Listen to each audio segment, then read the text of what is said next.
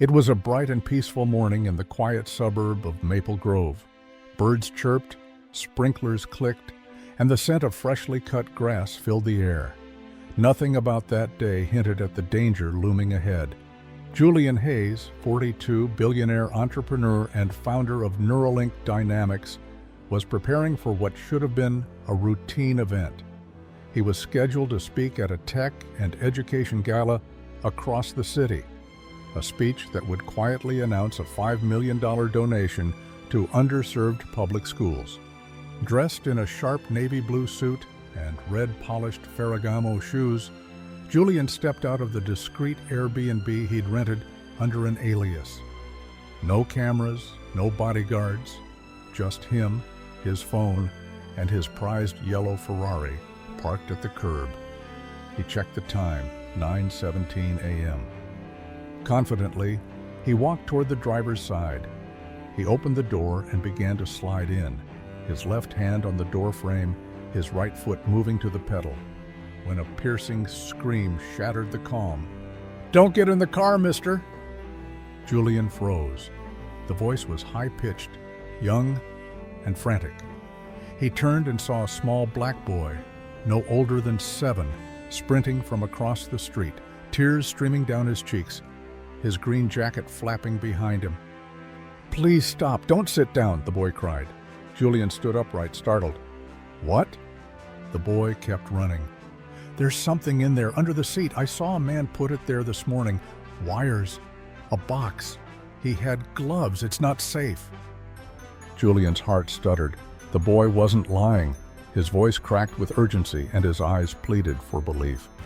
Still holding the door open, Julian slowly leaned forward to peek in under the driver's seat.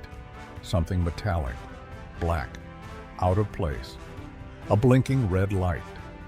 He immediately jumped back, his blood running cold. Within 4 minutes, Julian's private security team arrived in 2 black SUVs. Their weapons were concealed, but their urgency was unmistakable. The lead agent examined the undercarriage, then the interior. Seconds later, he confirmed, "Sir, it's a motion-triggered device, definitely an explosive." Emergency services were called. Police blocked off the street. A bomb squad followed. Julian stood on the sidewalk, trembling, unable to stop staring at the little boy who had just sprinted across a suburban lawn and saved his life. The boy's name was Miles Thompson, age 7. He lived 3 houses down with his mother, who was still asleep after her overnight shift at the hospital. Miles had woken up early and sat by the window with his sketch pad when he saw a man in a black hoodie crouch beside the Ferrari, just before sunrise. He watched as the man slid something underneath the car seat.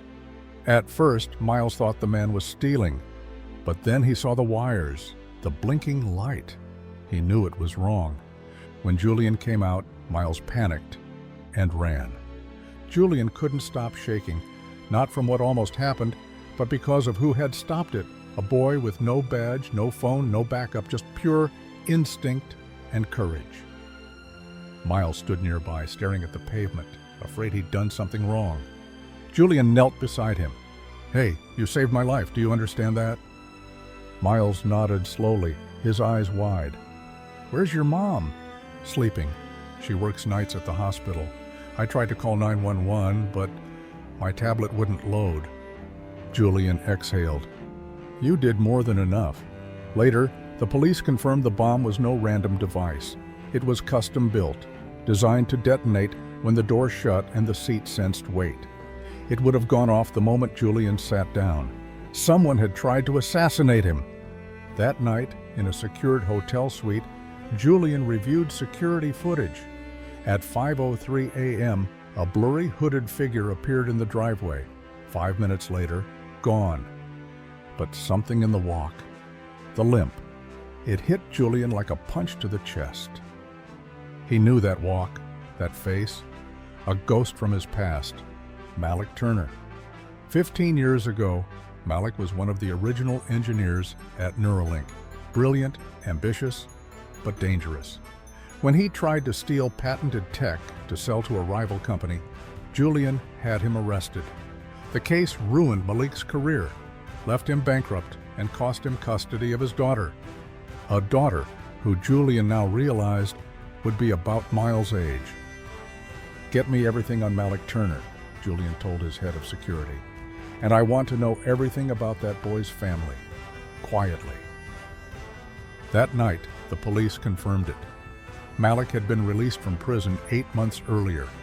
No fixed address, but he had been spotted nearby 2 weeks ago. "Revenge," the lead detective said. "No doubt about it." Julian said nothing. He couldn't stop thinking about Miles, how he cared enough to run into danger for a stranger. What if he hadn't screamed? The next morning, Julian returned, not in a Ferrari, but in a black SUV. He gently knocked on the door of a modest brick home. Miles's mother, Danielle Thompson, opened the door, still in her scrubs, clearly tired. She blinked in surprise. "I'm so sorry," she began. "Miles said he saw something, but he saved my life," Julian said, gently interrupting. "Please, I owe him everything." Danielle hesitated. "He's still sleeping. He's been quiet since yesterday. Can I speak to him for just a moment?" She nodded. Upstairs, Miles sat on his bed, hugging a stuffed lion. When Julian entered, Miles looked up, eyes wide. "You're not in trouble," Julian said softly. "In fact, you're kind of a hero." Miles said nothing. Julian knelt beside the bed. "You trusted your gut. You ran when most people would have said nothing. That saved me." Miles sniffled. "I thought you'd be mad." "I'm not mad," Julian smiled. "I'm grateful." He paused. "Can I tell you a secret?" Miles nodded. "I was scared too, but you made me brave again." Downstairs, Julian sat with Danielle. He learned she worked 2 jobs. Miles had no siblings, and his father had died in a factory accident 2 years ago. "I don't want money," Danielle said firmly. "Please, don't turn this into a news story." "I'm not here to make headlines," Julian replied. "I just want to help." In the days that followed, the security footage leaked. A local station aired a short segment. Julian's team tried to contain it, but the internet exploded. The boy in the green jacket who saved a billionaire became a global symbol of courage. Julian kept his promise. Behind the scenes, he set up a trust fund for Miles, paid off Danielle's mortgage, sent a new car with no sender name, and arranged a full academic scholarship to any school Miles chose. And he did one more thing. 2 weeks later, at the education gala, Julian stood in front of hundreds of donors in a black tuxedo. But before giving his speech, he looked to the side. "Before we begin," he said, "I'd like to introduce someone far braver than I'll ever be." Miles walked out in a tiny navy blue suit. The crowd gasped, then erupted in applause. Julian knelt beside him and spoke into the microphone. "Some people are born into privilege, others are born with purpose. And when courage meets purpose, lives are saved." He looked at Miles. "I owe you mine." After the gala, Julian and Miles walked outside into the warm night. No Ferraris, no explosions, just a man and a boy, connected not by blood, but by fate. "You ever ridden in a limo before?" Julian asked. Miles grinned. "Nope." Julian smiled and opened the door. "Then let's change that."